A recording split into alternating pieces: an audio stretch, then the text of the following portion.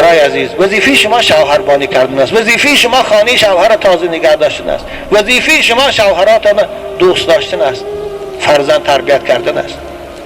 برای شوهر خانه‌اش آباد نگاه داشتن است، برای شوهر لباس و خوراک تیار کردن است. همین کاره، همین کار نیست؟ مگر عزیزان من، از وقت من مادر رو در رستوران کاسه طبق شوه، در رستوران پول شوه، در رستوران قده شوه، این بلند برداشتن حقوق زن. او کدامش انصاف است؟ آیا شما رو کور کردن این دشمنای خدا؟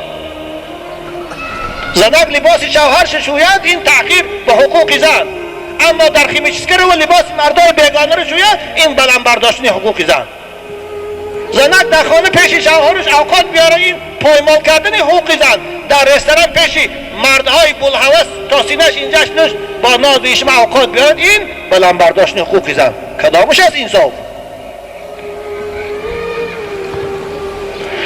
خدا رحمت کنه. فردوسی بزرگم یک بیت دارد در شاهنامه‌اش: زنان را بود بس همین یک هنر، کشینند و زایند و شیران نر. زن هنرش چیز از زن رارویست؟ زن هنرش در رستوران پیشخدمت بودن است؟ زن هنرش در دکان سودا زینت داده به ایشما خریدارا رو به خود جلب کردن است؟ هنرش نیست.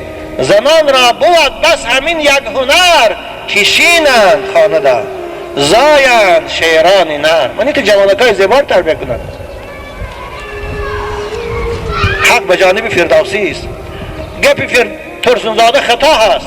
خدا مغفرت کن. ترسونزاده را وقتی گفته بود خوب شد که زن به دولت یار شد، مملکت از دست زن گلزار شد. نه، گلزار نشد، رسوا شد.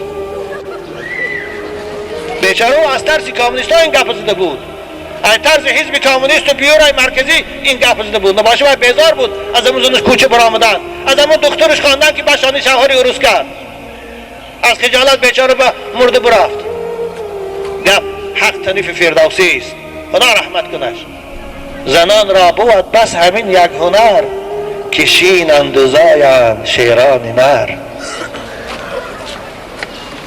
من نمیگم خواهرای ما کار نکنن. خوب وقتی که زندگیش نمیگذارد، شوهرش کم بغل است، برای یاردمی در زندگی میلش کار کنه، اما کاری به خودش مناسب کند.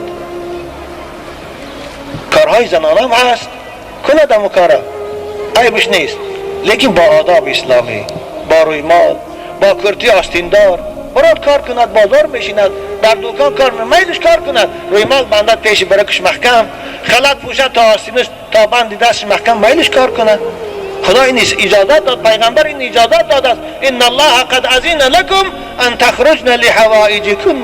رسول اکرم در شما خواهران به خاطر ضرورت دادن. مختصر هم است، ملاهای مختصر خان هم میدانند که حتی زن در حالت عده اگر از جای نفقه میرسیدگیش نباشه میتانه و تخرج فی الملوین، خاشه بخارود برات کار کنه به خاطر نفقهش. لیکن